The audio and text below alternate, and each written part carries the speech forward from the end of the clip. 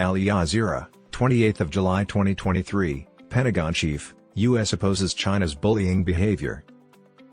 As he began bilateral meetings in Australia to oppose Beijing's expanding influence in the Asia-Pacific, U.S. Defense Secretary Lloyd Austin stressed that the U.S. stands with nations battling China's bullying behavior.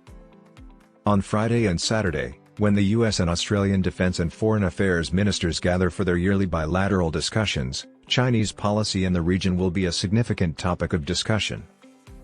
For the negotiations, which will also center on an agreement to give Australia a fleet of submarines powered by U.S. nuclear technology, Austin and U.S. Secretary of State Antony Blinken landed in Brisbane, Australia, late Thursday.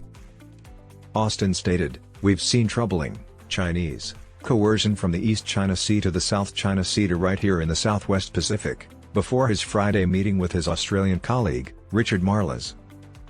The Pentagon chief continued, "We'll continue to support our allies and partners as they defend themselves from bullying behavior."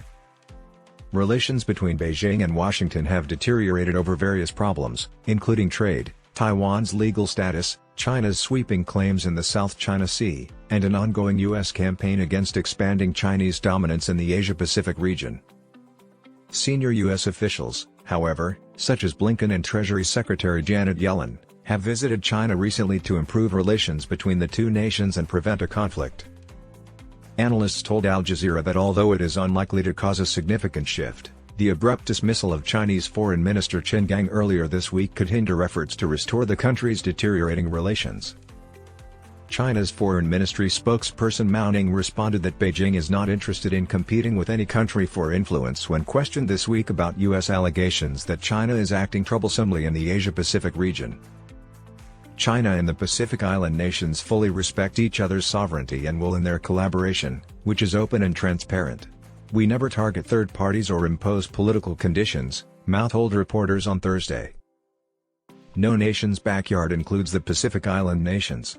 China is not interested in competing with any nation for influence or establishing a sphere of influence, as it is sometimes described. China has opposed the trilateral AUKUS defense agreement between Australia, the US, and the UK, which calls for Canberra to acquire 3 nuclear-powered Virginia-class submarines from the US in the early 2030s.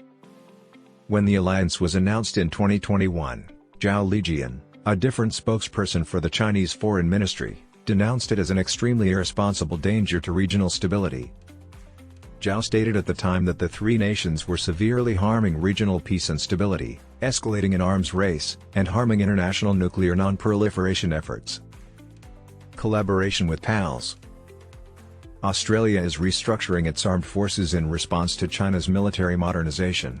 It intends to increase its long-range strike capacity, domestic missile production, and interoperability with the US and other regional militaries.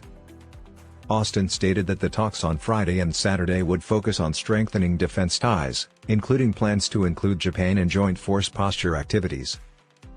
The Australian Defence Minister, Marles, said before a meeting with his US counterpart, "Now is the time to be working closely with friends, and Australia has no better friend than the United States of America."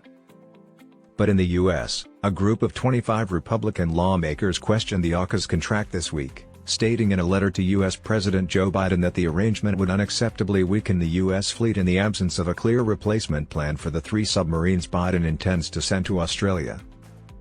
Anthony Albanese, the Prime Minister of Australia, expressed confidence that the plan was on track. Regarding the Republican letter, Albanese told reporters on Friday, "I am very confident." In Lithuania last month, Republicans and Democrats met on the sidelines of a NATO conference, and he mentioned how impressed he was by their unanimous support for AUKUS.